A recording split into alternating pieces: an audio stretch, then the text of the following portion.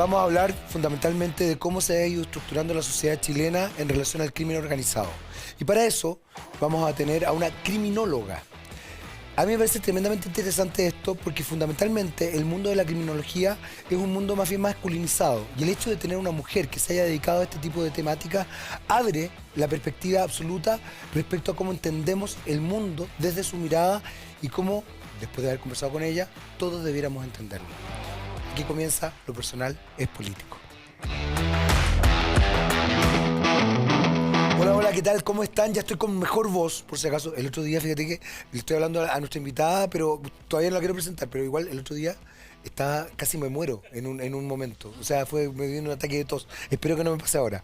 Bueno, pero eso solamente le quería decir a la invitada, todavía no la muestre, señor director, pero les quiero contar que hoy día vamos a hablar, vamos a hablar de un tema que en realidad es súper interesante y es un tema que yo creo que de alguna manera motiva muchísimo a mucha gente y que además tiene un matiz bien particular.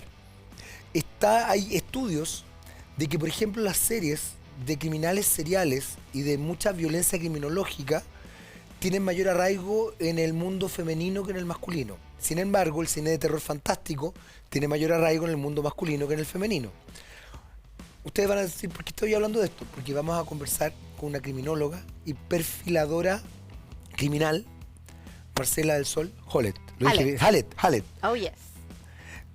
Chilena-australiana. Chilena-australiana, Jaime. Buenas ¿Cómo estás? Buenas noches. ¿Sabes que esta cuestión es Buenas grabada? de todo. Esto es grabado, así que di buenas. Tú sí di buenas nomás. Buenas. El señor director insiste en que tratemos de hacer creer a la gente que no es grabado, pero además se repite, señor director, relájese. Entonces, jura, no estamos a las 10 de la noche acá, no. Pero podríamos estarlo. Uno podría estar. Por eso es que buenas. Buenas. Solo buenas. ¿Por qué Chile no es australiana? Porque nací en Chile y he vivido la mayor parte de mi vida en Australia. ¿En serio? Sí. ¿Hace cuánto que volviste a Chile? Esta vez volví hace un mes. O sea, y ya nada. estoy a puertas de regresar, sí. La vez anterior estuve hasta enero de este año. Me devolví por 2 meses y estoy de vuelta. Ahí. Así, sí. Y mi intención es invertir esa forma de vida y tratar de quedarme más acá, porque mi especialidad profesional creo que está urgentemente necesitada en este país. Ahí quería llegar porque de alguna manera, y me lo contaste antes de que entráramos al programa, tú eres perfiladora criminal. Sí. Explícale a la gente, a mí ya me lo explicaste, pero explícale a la gente lo que hace una perfiladora criminal, que creo que es muy interesante y quiero ver por qué es tan necesario en Chile. Dale. Bueno, la disciplina de perfilación criminal se desarrolló primariamente en Estados Unidos en los años 60, 70, en respuesta a los altos índices de crímenes en serie que no tenían perpetradores identificados. Entonces desde ahí parte esta escuela de perfilación deductiva, que es la disciplina a la cual yo me adhiero, en la cual nosotros vamos a una escena de hallazgo o a una escena de enganche o a una escena intermedia, porque también acá eduquemos a la población, no solo hay un sitio del suceso, sino varios. Vamos ahí, examinamos a la víctima, hacemos un estudio victimológico, identificamos cuál ha sido el modus operandi, la firma del victimario, y desde ahí, bueno, hay muchas otras cosas también, Jaime, y desde ahí dibujamos el perfil de quien pueda haber cometido este o estos crímenes.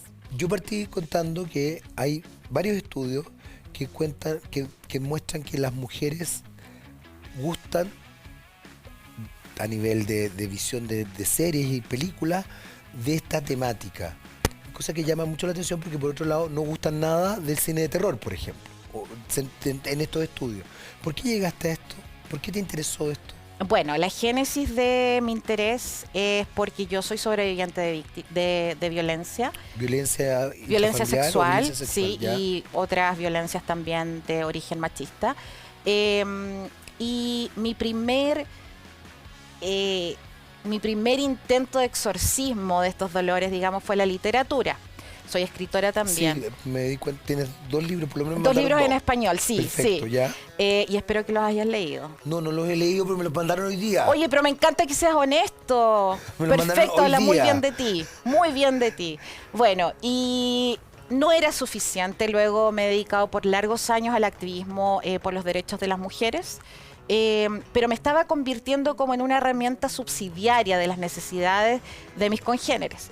Tampoco era suficiente y decidí que tenía que mirar al monstruo de frente, saber cómo funciona el criminal, su mente, sus motivaciones, sus expectaciones, sus deseos, que también son transmitidos a la forma en que delinquen. Y por eso llegué a la criminología y luego a la perfilación criminal. ¿Partiste en Australia este trabajo, esta idea de la criminología y todo esto? Partí en Australia, luego completé mi licenciatura en una universidad internacional, luego me he especializado en España y en México también. Hay algo que a mí me parece muy importante porque tiene que ver con, en definitiva, cómo en ciertas instancias se ha objetualizado a la mujer y por lo mismo también se valida la violencia.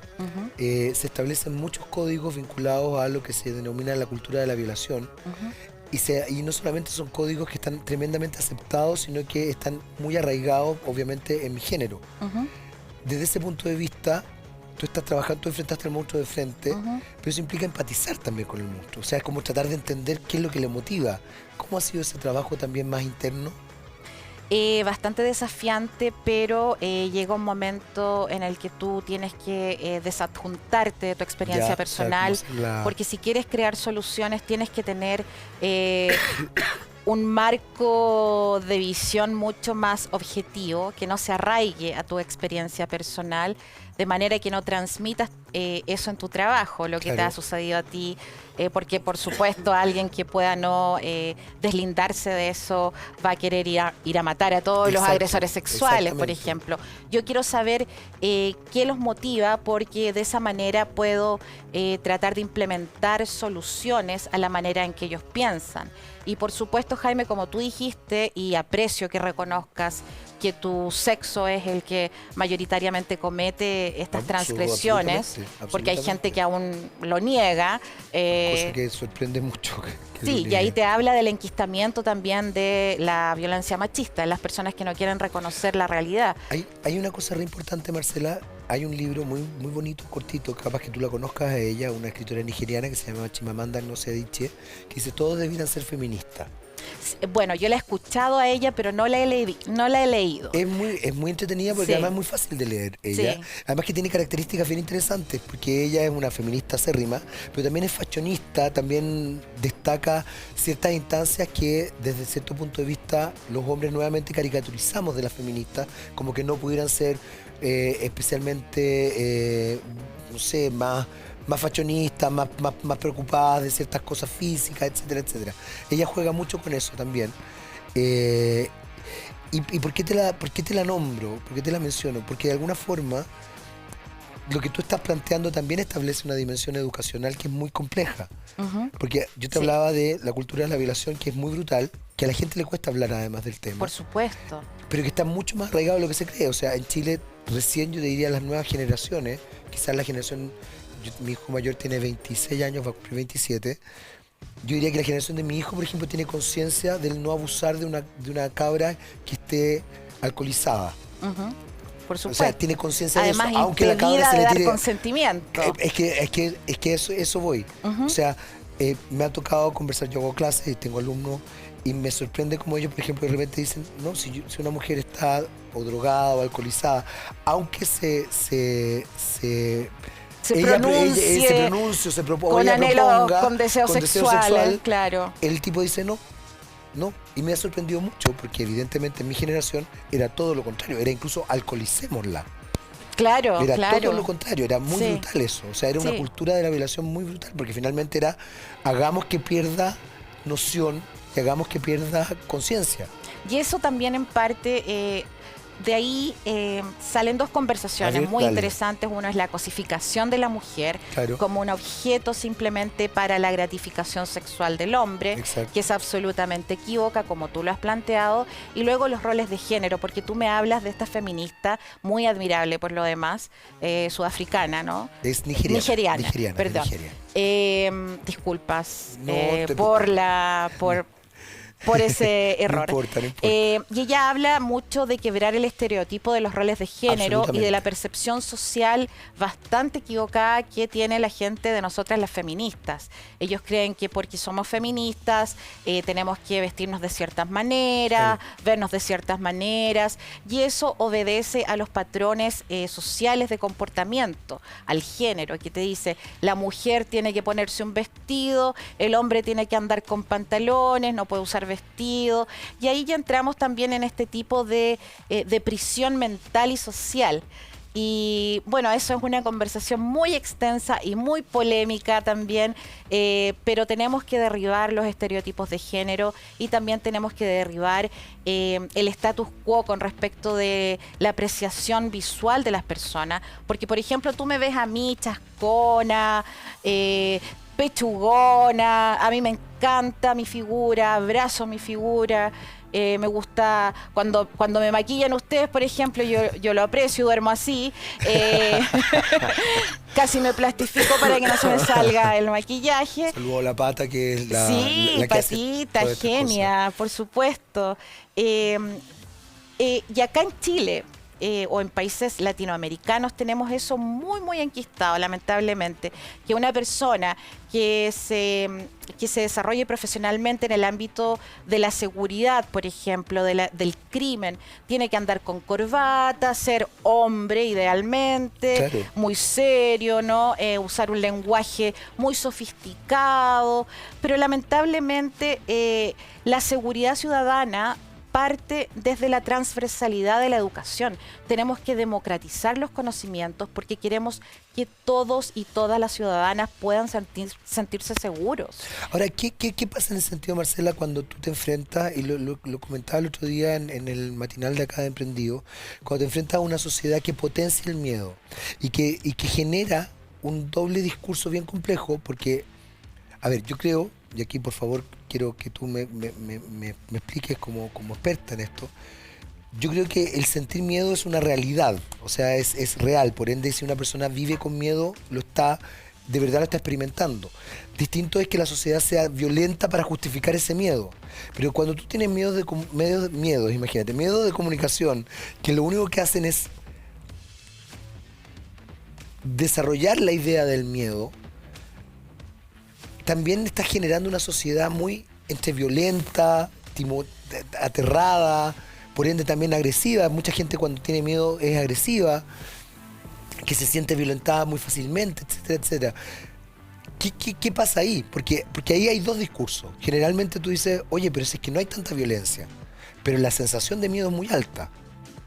Y yo lo vivo, entiendo que tú también vives en Santiago Centro.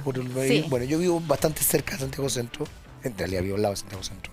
Y a mí me da mucha risa porque de repente hay gente que me dice, pero casi, ¿cómo puedes salir a la calle?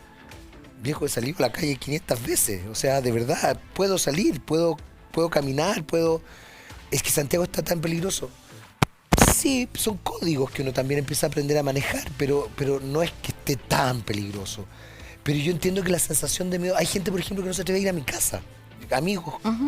De verdad, o sea, como que... Sí, a mí me han preguntado, pero ¿cómo puedes irte a vivir ahí? Que es tan peligroso. Por ejemplo. Yo me siento bastante segura por las calles de mi barrio querido. Sin embargo, Jaime, no tenemos que negar que la proliferación de crímenes ha aumentado. Sí, yo estoy de acuerdo. Existe. Por lo tanto, esta percepción de inseguridad es contagiosa. Si tú conoces a alguien, a mí me ha pasado, creo que el 95% de las personas con las que me comunico ha sufrido un acto ilícito, lamentablemente, desde un agarrón en el metro, porque eso constituye algo que... Sí, porque hay una transgresión, obviamente. Sí, la libertad sexual de una persona, de su cuerpo, etcétera. O que se le hayan robado un teléfono, le hayan pegado en la cabeza con un arma. Pero sí. A ver, dale. Entonces, esa experiencia se traspasa a las otras personas que no han sido victimizadas por el crimen y les instauran una sensación de inseguridad por la cercanía que ellos tienen a estas contrapartes que sí están sufriendo victimización. Entonces, yo creo que el miedo percibido es una respuesta absolutamente coherente con la realidad que se vive en este país. No obstante, creo que el daño que el miedo instaura en las personas tiene un arraigo y un efecto tan detrimental en la salud mental que produce que queramos defendernos siempre. Entonces, ¿cómo nos defendemos si no tenemos capacitación idónea frente al crimen? ¿Cómo nos defendemos si no tenemos armas?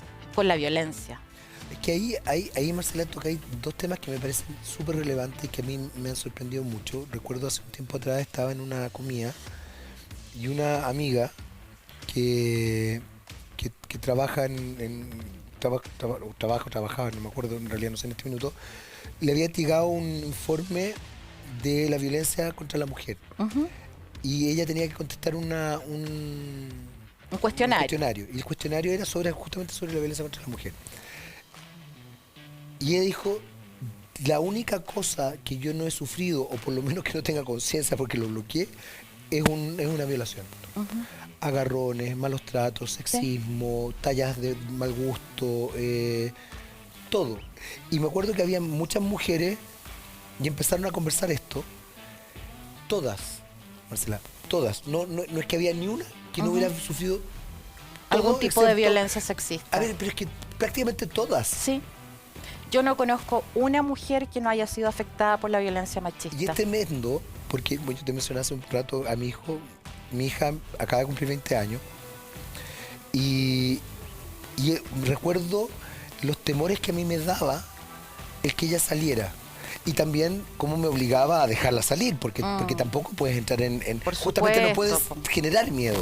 O sea, creo que eso también es un condicionamiento. O sea, tú haces muy bien sabiendo que tienes muchos temores, pero no quieres condicionar a tus hijos a que los experimenten.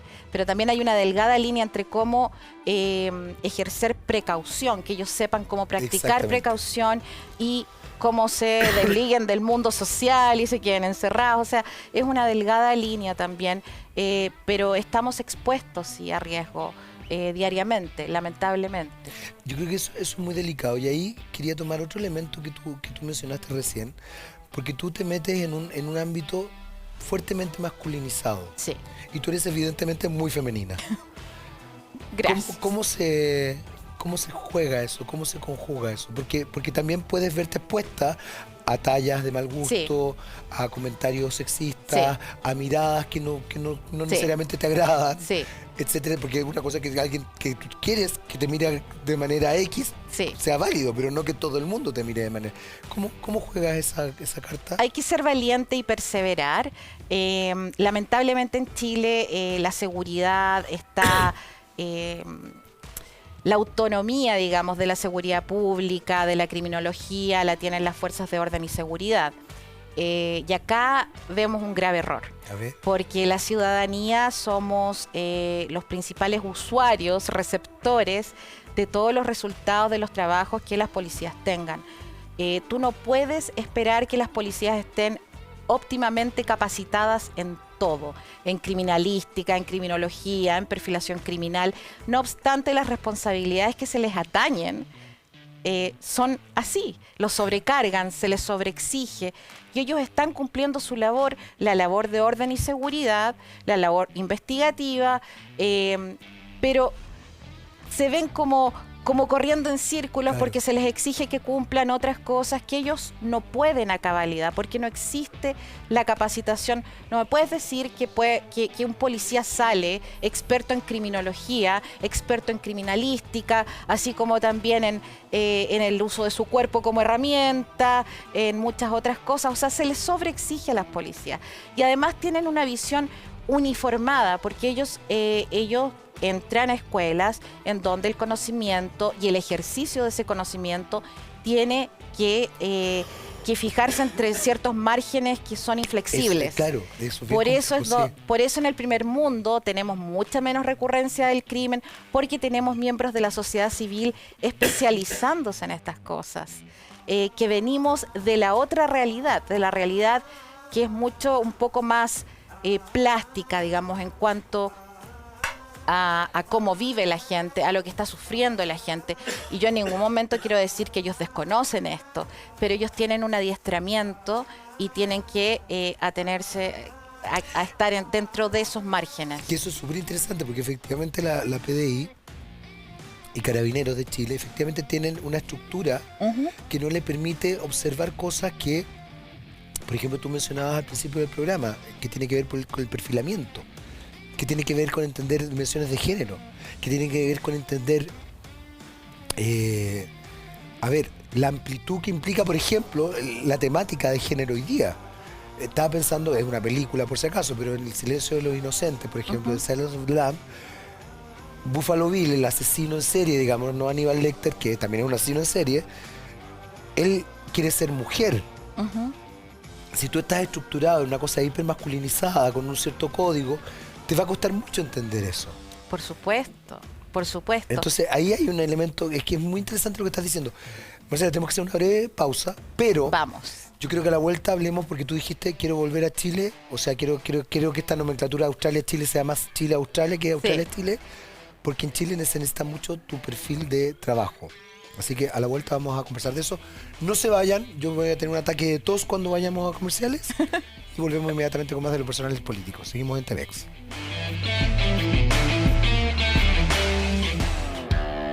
Ya, pues ¿hasta cuándo? Te lo he dicho miles y miles y miles de veces. Cambia tu forma de pensar. Esa idea del sueño de la casa propia se tiene que transformar, ¿sabes en qué? En la meta de la casa propia. Y para eso, Open Capital te tiene la solución. Muchos profesionales te van a ayudar a seguir toda la ruta del crédito hipotecario, de la casa o departamento ideal para ti. Van a acompañarte. Ya lo sabes, www.opencapital.cl. Estamos esperando, ¿ah? Oh yes, oh yes. Entonces, a ver, hay indicadores de quienes pueden transformarse en delincuentes de carrera, por ejemplo, entre comillas, y lamentablemente son aquellos niños y niñas que tienen estudios básicos y nada más, o estudios coartados, porque no se ha intervenido socialmente, esos sectores no han sido intervenidos socialmente, para que los niños vean que hay posibilidades de ejercer otro tipo de actividades para ganarse el pan. Pero es que tampoco se trata solamente de ganarse el pan, Jaime, claro. Porque estamos en una cultura que a esos niños y niñas no se les permite el ingreso a un sistema de educación de calidad. Claro. Por lo que ya están acostumbrados a ver que estudiar no sirve de nada, claro, o que no hay fuentes laborales. Llegan, por ejemplo, a algunos tipos de intervención de criminología urbana. Por ejemplo, ellos postulan que diseñando el paisaje urbano, la ciudad puede ser mucho más segura. No obstante, tenemos canchas de fútbol, canchas de qué sé yo, que son construidas e inauguradas con bombos y platillos, pero son abandonadas. No estás incentivando al niño y a la niña a hacer deporte, no le estás instaurando un sentido de pertenencia con su comuna para que ellos sean capaces de sentir lealtad con su entorno demográfico y cuidar las calles, cuidar la cancha, cuidar que a la vecina viejita no le pase nada. Estamos en... Mira, a veces yo de verdad tengo ganas de darme con el muro en la cabeza porque veo que hay tantas propuestas muy bonitas, tantas leyes propuestas también e incluso promulgadas que no tienen una praxis idónea. Es decir, por ejemplo, todos sabemos que la violación es un delito en Chile, o sea, es un acto ilícito, pero la ley está promulgada, entonces nos quedamos hasta ahí. Tenemos Centro de las Mujeres, que tampoco dan abasto para el número de usuarias, porque esta ley realmente no tiene el presupuesto suficiente para educar al hombre. Eso te iba a decir. Porque están mandándonos mensajes continuamente las mujeres que esto está malo, que estas conductas no deben ser aguantadas, que salgas de ahí, sal de ese hogar en donde te violentan. ¿Y dónde va la mujer? Y si la mujer tiene cabros chicos, ¿quién la aguanta? Dime. Porque los hogares, los centros de mujeres no están dando abasto. Bueno, ahí, Marcela, eso es súper importante e interesante, pero es una pega muy compleja porque, en definitiva, como dijo Emma Thompson, o Emma Watson fue en ONU Mujeres, Hermione Granger de Harry Potter, cuando dijo que la problemática de género también nos, nos, eh, nos involucraba a nosotros, a los hombres. Y en general es loco lo que pasa con mi género, porque en general como que los hombres creemos que la problemática de género es o de las mujeres o de las disidencias. Claro. O sea, si un hombre es gay, tiene problemática de género. Si una persona es trans, tiene problemática de género. Si una mujer tiene problemática de género, o sea, lesbiana, trans, lo que sea, tiene problemática de género. Pero los hombres cisgénero, hetero, no tenemos problemática de género. Lo que es de un machismo tremendo. Y lo que establece además una dimensión de justificación de la violencia también muy fuerte. Porque en definitiva no nos hacemos cargo justamente de todo lo que tú estás diciendo. Y además, hablar de género, Jaime, de cierta forma a las mujeres nos borra de la conversación, porque es un asunto de sexo. Claro. Yo me suscribo a esa convicción. A ver, entonces, de manera eso. A ver, el género también incluye a los hombres, por ejemplo. Claro. También incluye a los hombres gay. Exacto. Porque lo gay no te quita lo machista. Exactamente. Hablemos, De hecho, está hablemos a hipercomparado. poto peleado. Lo gay Sí. no te quita lo machista. O sea, de hecho, hay muchos gays muy machistas. Yo he escuchado a un hombre autoidentificado como mujer que dijo que él esperaba un día que hubiera un feminismo sin mujeres. Entonces, tú estás, como yo estoy inmersa en el mundo del activismo feminista, escucho muchas cosas desde muchas veredas, pero acá hay que instaurar educación para el hombre. No hablar de género tampoco, hablar de una perspectiva feminista que viene, atiende y se desarrolla a través de las mujeres. Porque las mujeres somos quienes históricamente han dado la pelea y de pronto el feminismo se ha convertido en la bandera de lucha de todas las otras problemáticas sociales. Y eso es un mensaje implícito de que las mujeres tenemos que maternizar a todos. Eso por sí mismo es tremendamente machista. Obvio. ¿Por qué no se nos permiten a las mujeres simplemente tener espacios de mujeres donde nos sentimos seguras? Porque tú, como has dicho, los hombres son quienes perpetran la violencia en contra de nosotras. Sí, claro. Y eso tampoco a nosotras nos exonera de culpa. Por supuesto que tenemos la capacidad y los anhelos de ejercer violencia. Las mujeres también ejercen violencia, muy brutal muchas veces, pero estadísticamente No somos los hombres, lamentablemente. son los hombres quienes ejercen la violencia. Exactamente. Entonces, la educación tiene que partir desde muy temprano, Jaime, en los colegios, identificando qué es violento, qué es no violento.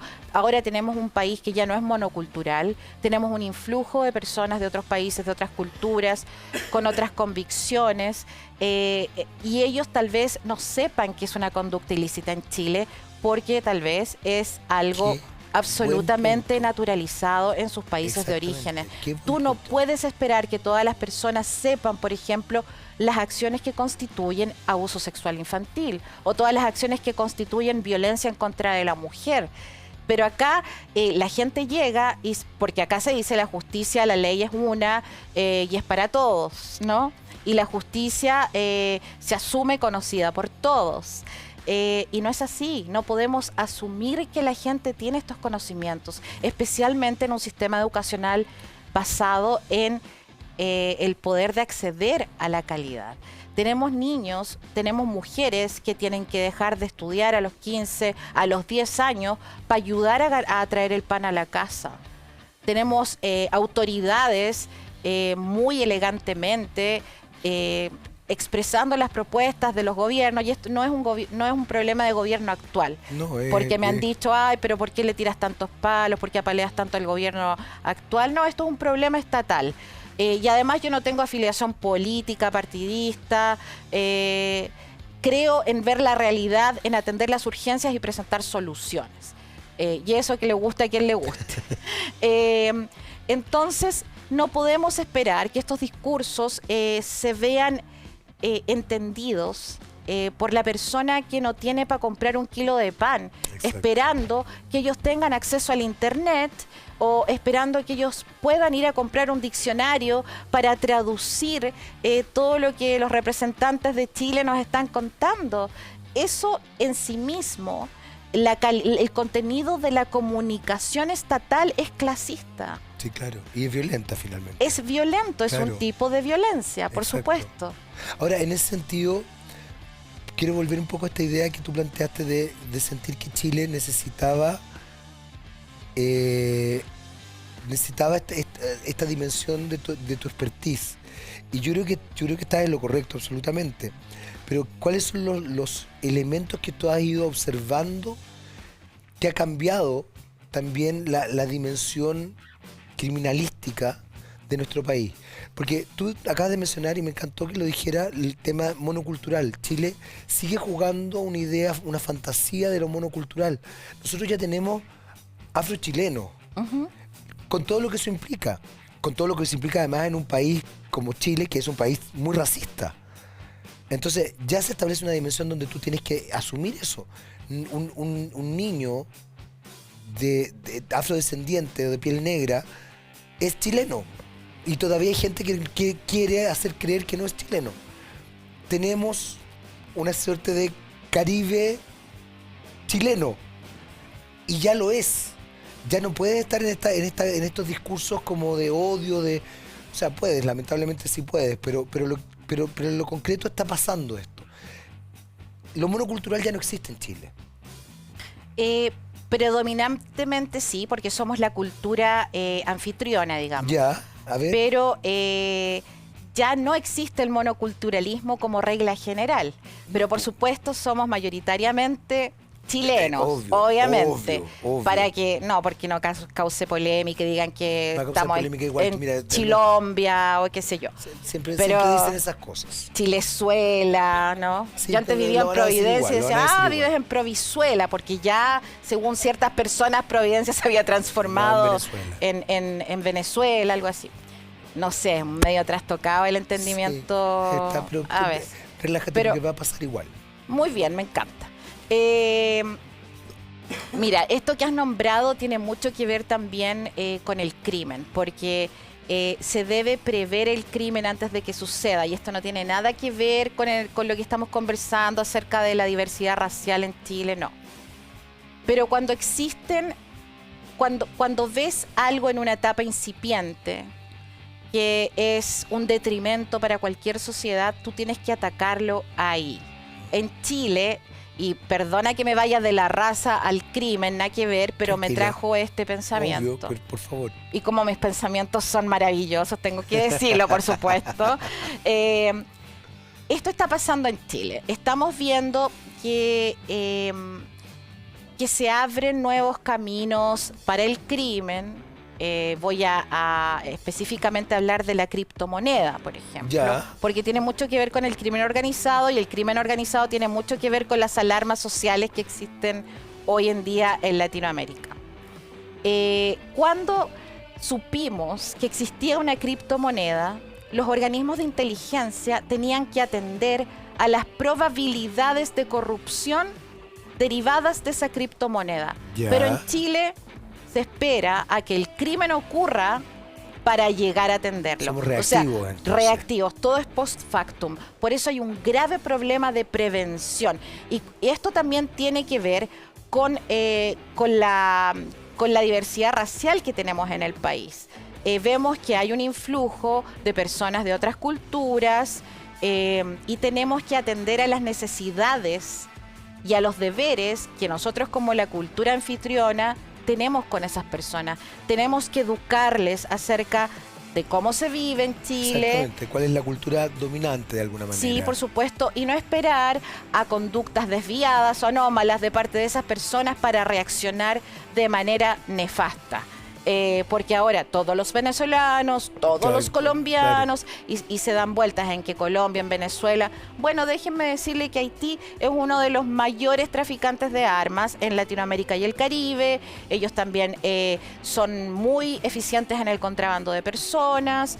Pero nadie habla de Haití, por ejemplo. No. Y eso también es un indicador de cuán sesgados estamos con respecto a algunas culturas y cuán reticentes somos a investigar y explorar. Pero yo creo que eso tiene que ver también con una dimensión político-social muy fuerte, que tiene que ver justamente, que interesante lo que acabas de decir, Marcela, porque en definitiva Y la educación en Chile está cada vez más deteriorada, incluso la educación pagada. Hay algo con el conocimiento en nuestro país que está casi mal visto. Entonces, con mayor razón, el investigar, el conocer, el de verdad profundizar una idea, es algo como que no se habla, no se juega esa carta. Entonces es muy potente eso que está pasando. Por otro lado, pensaba también, cuando tú te abres a otras culturas, se produce el fenómeno. A mí me gusta mucho la teoría de fronteras, que es una teoría que se estudia en ciencias sociales, básicamente, donde se habla de que las fronteras son porosas, por ende son más peligrosas, porque obviamente tienes mayor intercambios culturales y tienes mayores instancias complejas de desarrollo.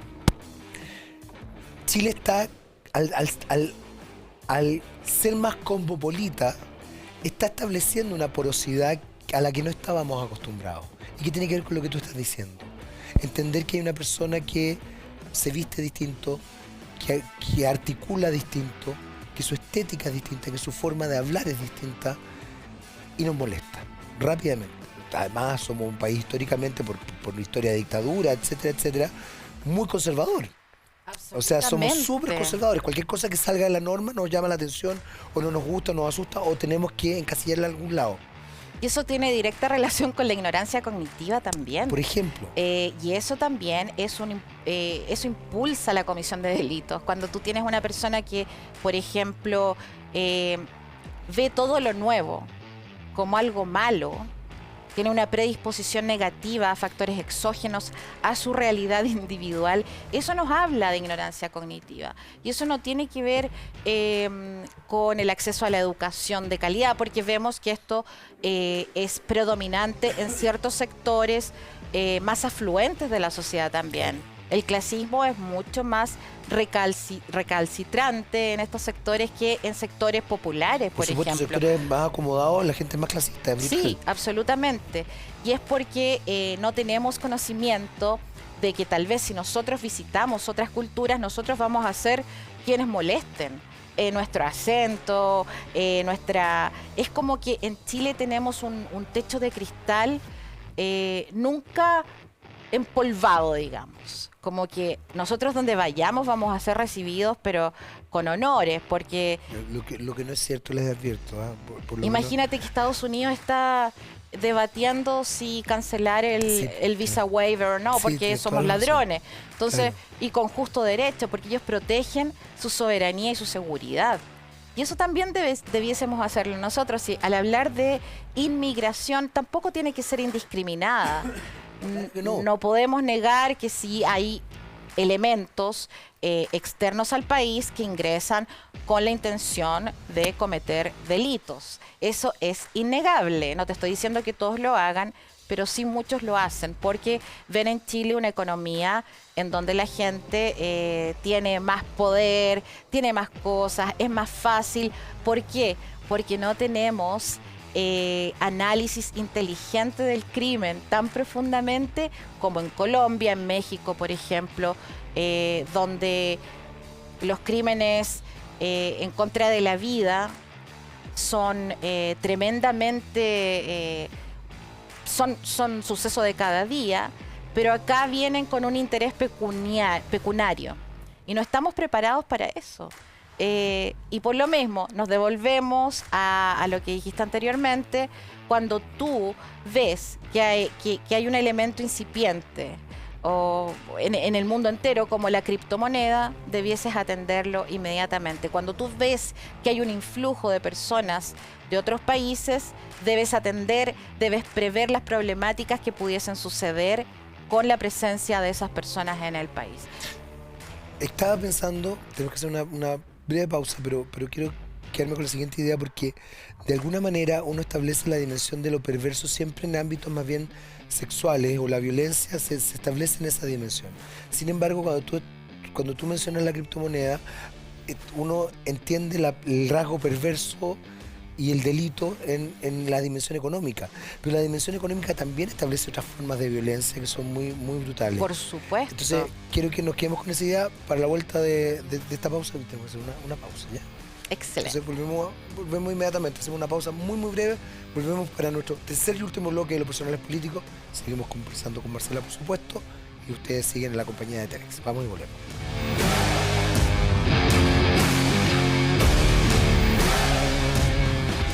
¿Estás amenazado de embargo o tienes informes comerciales negativos? No te preocupes. En Chile Deudas tenemos la solución para ti.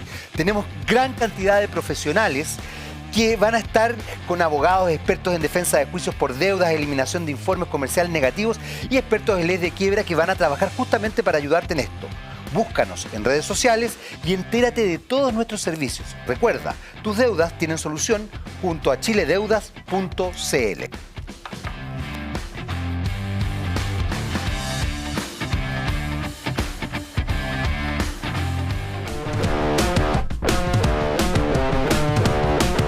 Ya estamos de vuelta. Señor director, usted está violento, ¿ah? Lo tengo cachado. Ay, voy a ir a perfilar ahí criminalmente al señor director, que aún no me ofrece un trabajo, por favor. O sea, lo vas a ver y vas a decir, con razón. Ahora entiendo todo. Lo haremos. Ahora Y luego te todo. mandaré un reporte. Informe, obvio, Sí, por favor. sí. A ver, estábamos hablando de esta situación que tú mencionaste, que me pareció súper interesante porque, a ver, nosotros en general cuando hablamos de crimen pensamos en cosas muy violentas y muy sangrientas, pero fundamentalmente físicas. Y resulta que la violencia económica, que además también afecta a las mujeres a propósito de Por machismo y supuesto. feminismo, es una de las formas más brutales también de ejercer ciertas cosas. Chile en ese sentido, Chile tiende a ser un país muy violento económicamente, por lo que hablábamos hace un rato. La gente se hiperendeuda, vive muy angustiada, vive asustada además respecto a sus deudas, etcétera, vive mal muchas veces, creyendo que vive bien. Entonces es una dicotomía constante. ¿Qué está pasando desde ese punto de vista? Porque tú hablas de la criptomoneda y uno inmediatamente dice, ya, pero esto no es lo que yo entiendo por crimen. Y sí es criminal. O sea, puede ser criminal. No, ojo, no sé si la criptomoneda o no. Ahí yo creo que la Marcela me explique. Pero claro, efectivamente el delito económico, además en Chile el delito económico es... Por favor, o sea, ya barrerlo bajo la sí, alfombra, es como- tendríamos que tener una de 3 metros de alto. Claro, y como así alta. No hay alfombra, que aguante. Claro. Exactamente. Sí, súper importante, Jaime, un excelente punto, porque hay que empezar a desadiestrar a la gente de creer que el crimen solamente es esto que ha sido graficado en el cine, en Hollywood y en todas otras partes, que son las pandillas, que van con los cuchillos, las armas, las drogas, porque además eso es lo que estamos poniendo el foco en eso, Claro, digamos, en claro, Chile. claro. Pero el crimen también, el crimen organizado, también es económico, porque todo el crimen organizado tiene un objetivo pecuniario, a no ser que sea un crimen organizado con fines terroristas, que se suscriben a ideologías políticas, religiosas, etcétera. Pero el crimen también es ejercido a través de la economía. Claro. Y hablando del crimen organizado, pues el crimen organizado no se puede sostener sin involucrar actores estatales. Cuando tú ya tienes a pandillas o qué sé yo, de ciertos representantes de cierto crimen organizado, enquistados en un territorio, es porque hay actores estatales prestándoles servicios para lavar el dinero. Eso es un punto que cualquier criminólogo te puede decir de tercer año, no sé. Ahora, hablando de la criptomoneda, ¿qué sucede? Latinoamérica es un paraíso para el lavado de dinero a través de la criptomoneda por la falta de regulación que tenemos al respecto. Qué buen Cuando punto. cuando yo escucho representantes del país o policías, qué sé yo, personas en cargos muy importantes diciendo atrapamos a cierta banda, pero ya estamos haciendo un seguimiento a cómo ellos lavaron el dinero a través de criptomoneda. Otra vez, Jaime, lamentablemente, menos mal que soy frentona, me doy con la cabeza en el muro. Porque ni siquiera en el primer mundo se han desarrollado sistemas efectivos de seguimiento económico a la criptomoneda. ¿Qué sucede? Conocemos que las monedas oficiales, entre comillas, son Bitcoin y Ethereum. Sí, claro. ¿Sí? todo bien hasta ahí. Pero cuando tú vas cuando tú vas al mercado e intercambias estas monedas por monedas alternativas que casi nadie conoce, es imposible hacer un seguimiento al origen de esas monedas alternativas. Y ahí lavado de Entonces plata es estamos cagadísimos. Ni siquiera en el primer mundo, y lo reitero, ni siquiera en el primer mundo hay un sistema que permita hacerle un seguimiento efectivo a esas monedas. Incluso la data que tenemos no es cuantitativa. Por lo mismo, claro. porque no pueden, ¿de dónde vamos a sacarla? Solamente es anecdótica. Por ejemplo, el cartel de Jalisco Nueva Generación, en Estados Unidos se descubrió que lavaron entre 14 a 40 millones de dólares. Y por eso sabemos, incidentalmente, sabemos que el crimen organizado está haciendo lavados de dinero a través de la criptomoneda, que hoy en día tú sabes que la Cosa Nostra, la mafia italiana, bueno, hoy en día ya tenemos algo que en criminología conocemos como la criptonostra en términos coloquiales. Además que de alguna manera me imagino que, como suele ocurrir con dimensiones criminológicas, una problemática empieza a abarcar otras problemáticas. O sea, no es solamente el crimen económico, sino que probablemente este fenómeno empieza a tener derivadas en otras áreas muy dañinas también para la sociedad, además de lo económico que por supuesto daña. Qué sé yo, dimensiones más perversas, probablemente instancias de prostitución. Eso viene mucho antes. Es Y anterior. de eso se debe hablar. Tenemos que instalar esta conversación porque todos los expertos en crimen organizado en Chile no mencionan el tráfico de mujeres con fines de explotación sexual. Y de esta manera, esta es la fuente primaria de financiamiento para el crimen organizado en todos los países del mundo, mayoritariamente. Ellos se financian y todas sus operaciones siguientes a través del tráfico, del sufrimiento de las mujeres y niñas que son obligadas a prostituirse. O sea, ni siquiera son obligadas a prostituirse, ellas son prostituidas. Claro, no, y a través de esos no es una dineros, decisión, digamos. por supuesto, claro, la mujer y las mujeres y las niñas son las principales víctimas del crimen organizado, las primeras víctimas, porque justamente cuando el crimen busca expandirse, busca una expansión transnacional, sigue las rutas de migración irregular. Y a quienes capturan primero son las niñas y las mujeres, porque de esa manera pueden ellos rápidamente comenzar un financiamiento. Así que, señoras y señores que hablen del crimen organizado, por favor, detengan esa conversación tan reiterativa y monotemática de las drogas, del narcotráfico. Las mujeres y las niñas en primera línea están sufriendo los estragos del crimen organizado, aquí y en la quebrada del Ají. Marcela, se nos acabó el tiempo. Ay, qué pena. Pero qué bueno que quiero quedarme con eso último que dijiste porque creo que es importante. Y retomar un poco lo que dijimos hace un rato, lo que dice Chimamanda Ngozi Adichie, que es un libro. De verdad, todos debiéramos ser feministas. Lean el libro, averigüen y van a entender por qué todos debiéramos ser feministas, porque el feminismo genera mejor calidad de vida, aunque usted no lo cree, incluso para nosotros. Ojo. Marcela, muchas gracias, te pasaste. Muchas gracias, Jaime, a ti. Muchas gracias. De verdad estuvo muy bueno. Y ustedes, por supuesto, sigan en la compañía de TVX. Yo espero ya estar cada vez mejor. Hoy día tosí menos, por lo menos. Y nos vemos en un próximo capítulo de Los Personales Políticos. Espero no haber sido contagiada. No, para nada. ¡Mua! Espero que no.